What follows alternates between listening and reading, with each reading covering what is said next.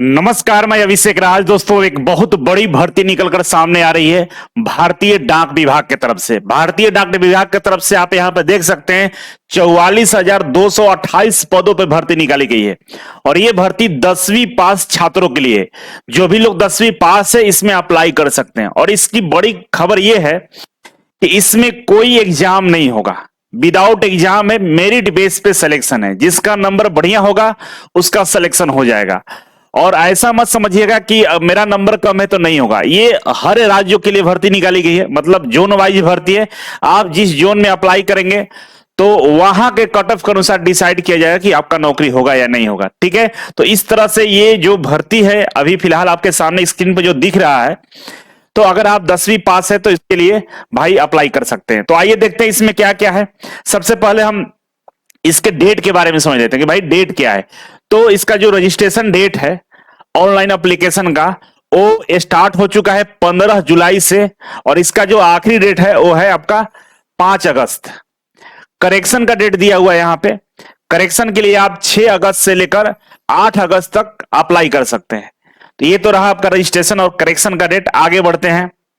आगे बढ़ेंगे तो यहां पे दिया हुआ है qualification as on the date of notification. ठीक है, ये नोटिफिकेशन अगर आपको चाहिए होगा तो भाई टेलीग्राम ग्रुप है हम लोग का, डिस्क्रिप्शन बॉक्स में लिंक दिख जाएगा। टेलीग्राम ग्रुप में ज्वाइन कर लीजिए। नोटिफिकेशन, फुल नोटिफिकेशन हम डाल देंगे। ये स्क्रीनशॉट लेकर हम बता रहे हैं इसलिए क्योंकि जो इंपॉर्टेंट है आपको बता दें।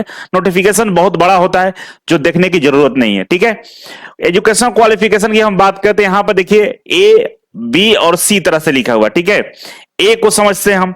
बोला है कि जीडीएस के लिए जो एजुकेशनल क्वालिफिकेशन होगा वो 10वीं पास होना चाहिए। ठीक है ना, 10th पास होना चाहिए। और उस 10th पास में आपके पास मैथमेटिक्स और इंग्लिश का सब्जेक्ट होना चाहिए। ठीक है ना, मैथमेटिक्स और इंग्लिश का सब्जेक्ट है तो मान के चलिए कि आपका क्वालिफिकेशन सही है। ठीक है, ये तो रहा किसके लिए, जीडीएस के लिए। ठीक है, और बी नंबर पर दिया हुआ कि the applicant should have study the local language at least 10th standard. बोला कि जो आपके पास क्वालिफिकेशन है, 10 पास है, उसमें एक लोकल लैंग्वेज होना चाहिए। जैसे एग्जांपल के लिए बात करें, अगर आप बिहार के नागरिक हैं, बिहार के नागरिक और फॉर्म अप्लाई कर रहे हैं बिहार सर्कल में, तो फिर आपके पास हिंदी, यहाँ का हिंदी क्या लोकल लैंग्वेज हिंदी है, तो हिंदी आपको आनी चाहिए। बंगाल में अप्लाई कर रहे हैं और बिहार बोर्ड से हैं तो आप अप्लाई नहीं कर पाएंगे। या तो आपके पास बंगाली सर्टिफिकेट होना चाहिए, बंगाली भाषा का, कि भाई हमने ये जानते हैं, मेरे पास नॉलेज है। तमिल वाले को तमिल लोकल लैंग्वेज होता है, वहां का नॉलेज होगा, तभी आप वहां पे अप्लाई कर सकते हैं।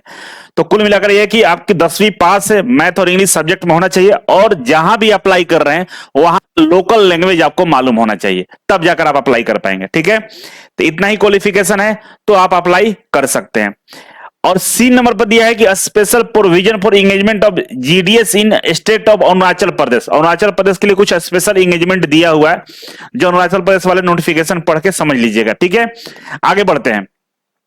इसके अलावा बोला कि अदर क्वालिफिकेशन, कुछ अलग तरह के भी क्वालिफिकेशन मंगाए। क्या मंगाए भाई, कि आपका कंप्यूटर का नॉलेज होना चाहिए, आपको कंप्यूटर का नॉलेज होना चाहिए। अब इसके लिए कोई सर्टिफिकेट तो दिखाने की आवश्यकता नहीं है, लेकिन अगर आपके पास सर्टिफिकेट होगा, अगर मांग दिया तो आपको दिखाना होगा। वैसे आपके 10th क्लास में जो भी क्वालिफिकेशन आपके पास है, हायर हो या लोअर हो, अगर वहां पे किसी भी सब्जेक्ट में कंप्यूटर के तरफ तौर पे आप पढ़ाई किए होंगे तो आप वो भी दिखा के यहाँ पे पास हो सकते हैं। ठीक है, बाकी कंप्यूटर के लिए पढ़ने के लिए, सर्टिफिकेट के लिए, मतलब सर्टिफिकेट कोर्स के लिए आप इजी वे कोचिंग के ऑफिस में संपर्क कर सकते हैं। कंप्यूटर वाला काम आपका यहाँ से हम लोग कर देंगे, मतलब पढ़ा देंगे आपको। दूसरा है कि नॉलेज ऑफ साइकिलिंग, आपको साइकिल चलाने आना चाहिए। ठीक है ना, साइकिल चलाने आना चाहिए। और तीसरे नंबर पर दिया हुआ एडुकेट मीन्स ऑफ लाइवहुड, मतलब जीवन यापन के लिए आपके पास प्रॉपर समुचित मतलब व्यवस्था भी होना चाहिए। पता चला कि नहीं, कुछ भी नहीं है, ऐसा नहीं होना चाहिए। जीवन यापन के लिए आपके पास कुछ होना चाहिए।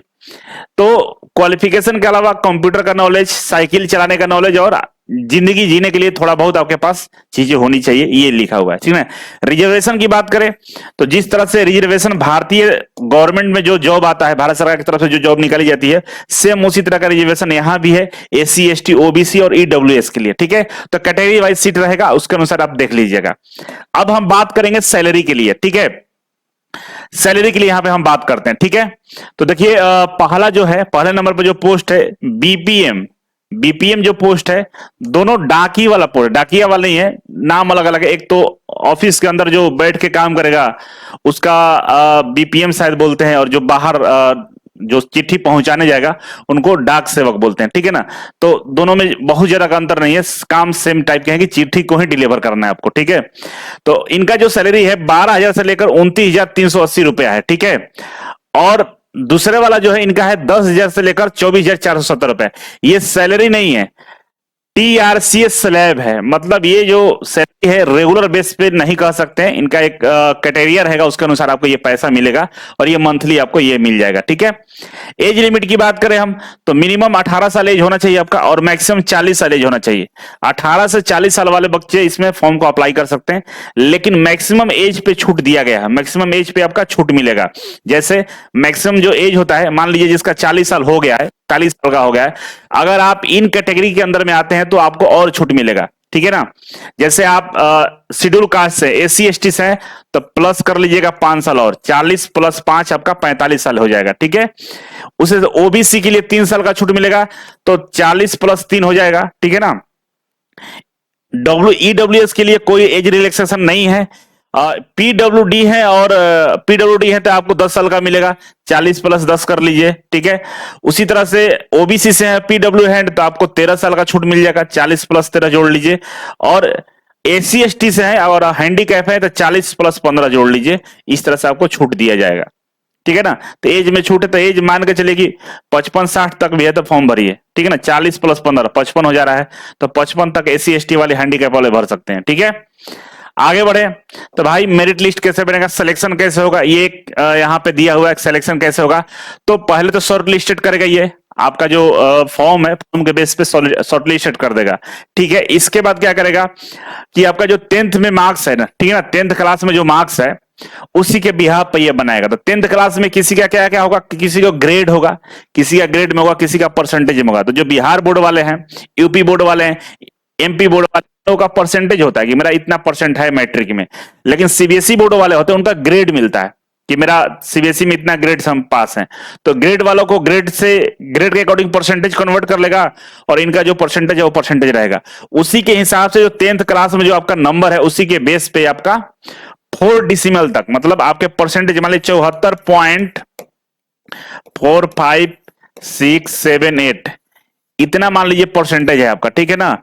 तो परसेंटेज के 4 डेसिमल तक आपका काउंट करेगा, ठीक है ना। 74.4567% आपका नंबर काउंट करेगा, इधर वाला छोड़ देगा। अब इसी के बिहाफ पे आपका क्या करेगा, मेरिट लिस्ट बनाएगा, ठीक है। तो ये फॉर्म तो आपको अप्लाई करना, फॉर्म का फीस ज्यादा भी नहीं है तो आप अप्लाई कर लीजिएगा।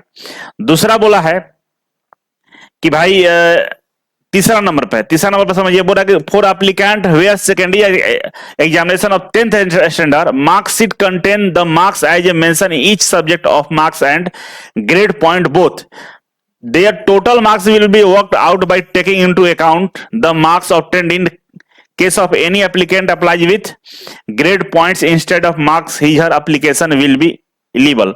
ये बोल रहा है कि मतलब कि अगर आपका पॉइंट्स में दिया हुआ या ग्रेड में दिया हुआ उसको हम लोग कन्वर्ट करके आपको ये कर लेंगे, कंक्लूजन कर लेंगे किस तरह से आपका मार्क्स दिया जाएगा, ठीक है। उसके लिए टेंशन नहीं लेना है, हर मार्क्स की सीट पे वहां पर दिया रहता है कि भाई कितना डेसिमल कितना पॉइंट्स हम गुना करके आपका परसेंटेज निकाल लेंगे, ठीक है। अब पेमेंट के लिए बात करें तो भाई 100 रुपया फी है, फॉर्म भरने का 100 रुपया मात्र फी है। 100 रुपया आप ऑनलाइन के माध्यम से फी जमा करके फॉर्म को भर सकते हैं, ठीक है। अब इसके अलावा बोला है कि payment of fee accepted for all female application SC ST PWD. बोला कि जो महिला कैंडिडेट हैं, जो एससी एसटी हैं, जो हैंडीकैप है, उनके लिए कोई एग्जाम फी नहीं लगेगा, ठीक है। फॉर्म का कोई फी नहीं देना है, ये समझ चुके हैं आप। आगे बढ़े तो भाई जब फॉर्म आप अप्लाई करने जाइएगा तो जो डॉक्यूमेंट्स होगा, जैसे आपका डॉक्यूमेंट्स में फोटोग्राफ होगा तो उसका जो फॉर्मेट होगा जेपीजी, जेपीएस या आईपीईजी होना चाहिए फॉर्मेट, तब जाकर ये अपलोड होगा, ठीक है ना। और 50 केबी से कम का होना चाहिए। उसी तरह सिग्नेचर का भी बोला जेपीएस फॉर्मेट में होना चाहिए या जेपीईजी में होना चाहिए, और आपका जो सिग्नेचर होगा 20 केबी से ज्यादा का नहीं होना चाहिए, ठीक है ना। तो स्कैन करके रख लीजिएगा इसके अंदर में, तब आपका फॉर्म भरा जाएगा, ठीक है। इसके अलावा बोल रहा है कि जब आपका रजिस्ट्रेशन करने जाएंगे तो आपके पास ये चीजें होनी चाहिए। क्या क्या होना चाहिए? एक तो मोबाइल नंबर होना चाहिए जिस पर ओटीपी आएगा, ठीक है। ईमेल आईडी आपका होना चाहिए ओटीपी के लिए। आधार नंबर होना चाहिए। Information about the board and year, passing year, आपका पासिंग ईयर 10th क्लास का मालूम होना चाहिए। इसके अलावा 10th क्लास का जो एग्जामिनेशन है उसके बारे में जानकारी आपसे मांगेगा, ठीक है। स्कैन फोटो आपको देना होगा 50 KB का, 50 से कम का सिग्नेचर करना होगा। इतना सारा डॉक्यूमेंट्स आपको लेके जाना होगा। मार्कशीट ले लीजिएगा, 10th क्लास का मार्कशीट लेके आपको जाना होगा, ठीक है। ये सारा चीज करेंगे तब जाके क्या होगा, फॉर्म आप भर पाएंगे। अगर फॉर्म आपको भरवाना है, ठीक है ना, अगर आपको फॉर्म भरवाना है,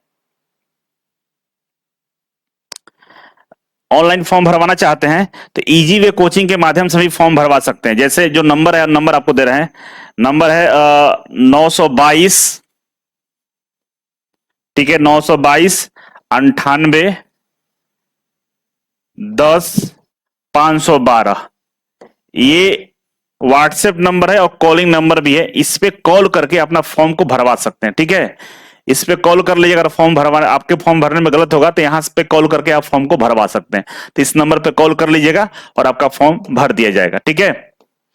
इसके अलावा जब आपका सिलेक्शन हो जाएगा तो सिलेक्शन के टाइम में जब डॉक्यूमेंट वेरिफिकेशन होगा तो ये सारे डॉक्यूमेंट्स आपसे मांगे जाएंगे। तो ये सारे डॉक्यूमेंट्स रेडी कर लीजिएगा। जैसे मार्कशीट हो गया, आइडेंटिटी प्रूफ हो गया, मतलब Aadhaar card, caste certificate, PWD certificate, EWS certificate, transgender certificate, date of birth का proof, medical certificate issue by medical officer of any government college, ठीक है, ठीक है। इसके अलावा आपका और अरुणाचल प्रदेश वाले हैं वो भरेंगे, ठीक है।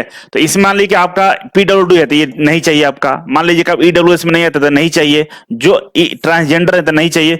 जो आपके लेवल का है वो आपका होना चाहिए, डॉक्यूमेंट वेरिफिकेशन में आपसे मांगेगा। ये चीज यहाँ पर दिया हुआ है, ठीक है। अब आगे बढ़े तो भाई अप्लाई कैसे करना है? तो भाई अप्लाई करने के लिए इसका एक वेबसाइट है, ये वाला वेबसाइट है, ठीक है। आप इस वेबसाइट पे चलिएगा, इंडियन पोस्ट gdsonline.gov.in, ये जाएंगे। अभी फिलहाल ये वेबसाइट काम नहीं कर रहा है, नहीं ओपन हो रहा है। हो सकता है 1-2 दिन में ओपन हो जाएगा तो आप फॉर्म को अप्लाई कर लीजिएगा, ठीक है। अब इसके बाद हम चलते हैं आगे। तो भाई यहां तक था, जो इंपॉर्टेंट था आपको मैं बता दिया। चैनल पर नए हैं तो सब्सक्राइब जरूर कर लीजिएगा और लाइक शेयर में कभी मत करिएगा। इस तरह की इंफॉर्मेशन हम हमेशा लेकर आएंगे इसी चैनल पे, तो मेरे साथ बने रहिए। और भी कोई मन में डाउट है, कुछ सवाल है जो पूछना चाहते हैं तो कमेंट बॉक्स में आप कमेंट करके पूछ सकते हैं, ठीक है। बाकी आज के लिए इतना ही था। Thank you so much. मिलते हैं अगले वीडियो में, तब तक के लिए नमस्कार।